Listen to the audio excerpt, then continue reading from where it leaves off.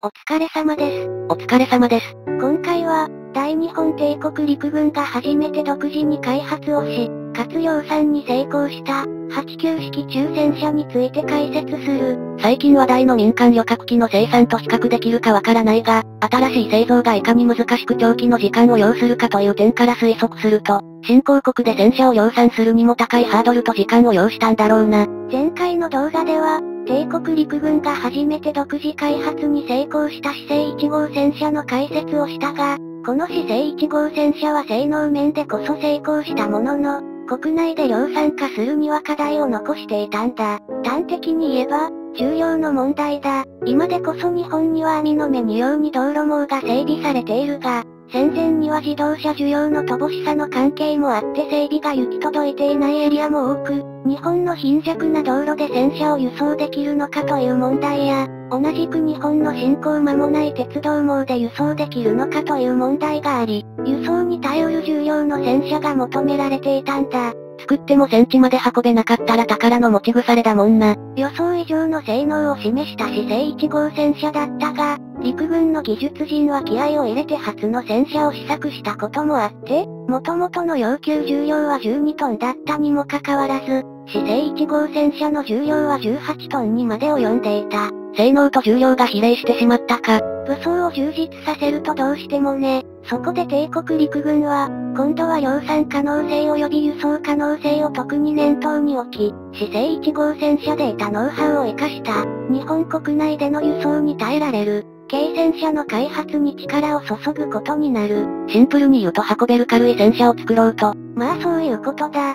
目標の重量は10トン程度の軽戦車だ。市制1号戦車で得た技術を活かすだけでなく、イギリスからはビッカース C 型中戦車を輸入し、この戦車も参考にしたようだ。余談だが、このビッカース C 型中戦車はイギリス陸軍によって採用されないという結果となり、日本に輸出されたのは、ビッカース C 型中戦車の試作車だったらしい。また、新しい軽戦車の開発にあたっては、戦車を覆う防弾用装甲にも関心が払われた。この時に採用された防弾用装甲に使用された鋼板が、ニセコ鋼と呼ばれるニッケルクロム鋼だ。なんでニセコ？生産拠点が、日本製鋼所室蘭製作所だったので、日本製鋼所を略してニセコと称したらしい。防弾用装甲に関心が払われたのには、軍の上層部による思惑があった。当時の戦術思想として、第二次世界大戦においてドイツが機甲師団を集中的に運用してフランスを撃破したような発想はまだ主流ではなく、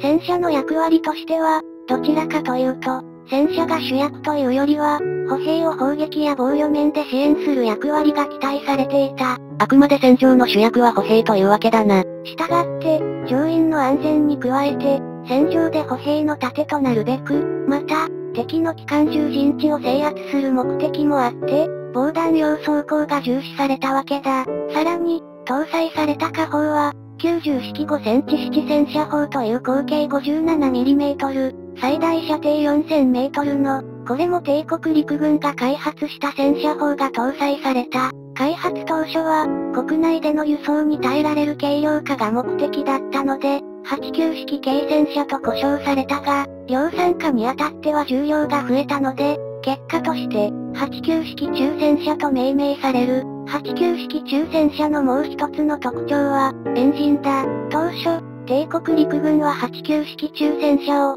ディーゼルエンジンにより駆動させることを目論んでいた。でディーゼルエンジン。燃費がいいからね。他にも、ガソリンエンジンと比較して整備がしやすい、発火事故が少ない、活躍が想定される満州の寒冷地にも強い、という特徴があった。ちなみに、ソ連の戦車が活躍したノモンハン事件では、日本軍が火炎瓶をソ連の戦車に投げつけるというやや原始的な対抗手段を取ったんだが、これが予想以上の戦果を上げ、両軍を不思議がらせたんだ。ノモンハン事件後の研究で、日本軍の火炎瓶戦法は、ソ連の戦車がガソリンエンジンで駆動していることから、火炎瓶によってソ連の戦車が発火、炎上、爆発するというメカニズムだったことが分かったらしい。火炎瓶って学生運動みたいだな。もっとも、ディーゼルエンジンの量産開発が間に合わなくて、当初はダイムラー社の開発した航空用水冷直列6気筒のガソリンエンジンを使ってたんだけどね。